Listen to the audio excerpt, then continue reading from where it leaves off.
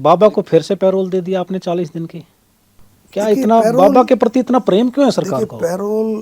Payroll जो भी कैदी है और जेल मैनुअल के हिसाब से, जी, जेल मैनुअल जो बना है, जेल कानून जो बना है, उसके हिसाब से जो एलिजिबिलिटी जिसकी बनती है, जो कितने दिन से जेल में रह रहा है, वो सारा एक सिस्टम बनता है कैदी का। तो वो जो क्राइटेरिया पूरा करता है एलिजिबिलिटी, तो उसमें वो अप्लाई कर सकता है।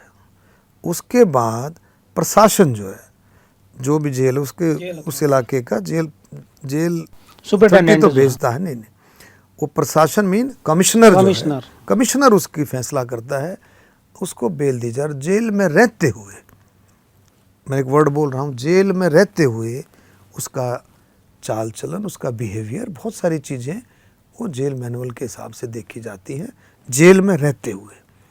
तो वो किसी को भी जो उसका हकदार है उसको मिल जाती है पैरोल पे। तो ऐसा क्यों है कि ये बाबा का क्राइटेरिया जो है आमतौर पे चुनाव के टाइम ही जाके पूरा होता है, तभी इनको पैरोल फरलो मिलती है? नहीं, ऐसा नहीं है। अब कौन सा चुनाव है? अब नहीं है, लेकिन इससे पहले जितनी पैरोल फरलो मिली हैं, चाहे वो नगर निगम के चुनाव हो, चाहे हरियाणा में लोकसभा हो या पार्लियामेंट हो। मैंने पहले भी कहा है, ये चुनाव की जो प्रोसेस है, ये चुनाव की प्रोसेस एक ऐसी है जो पूरा साल चुनाव चलता है जी, पूरा साल। आप देखें, कभी निगम के चुनाव आ गए, कभी पंचायत के चुनाव आ गए, कभी असेंबली के, कभी महाराष्ट्र विधानसभा के आ गए थे, कभी झारखंड के आ गए थे, हरियाणा के पहले चुनाव हुए, अब बिहार के आ जाए। तो चुनाव का जो प्रोसेस है वो पूरा साल ही लगभग सिस्टम रहता है। बाबा से विशेष लगाव कोई नहीं दूसरा है।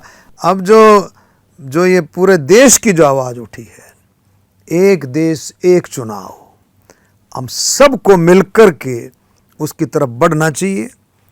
और ये बहुत अच्छा स्टेप है मोदी जी के मार्गदर्शन में, और पूरा देश चाहता है, हर चीज़ से ऊपर उठ करके, पूरा पार्टी पॉलिटिक्स से ऊपर उठ करके पूरा देश चाहता है कि एक देश एक चुनाव।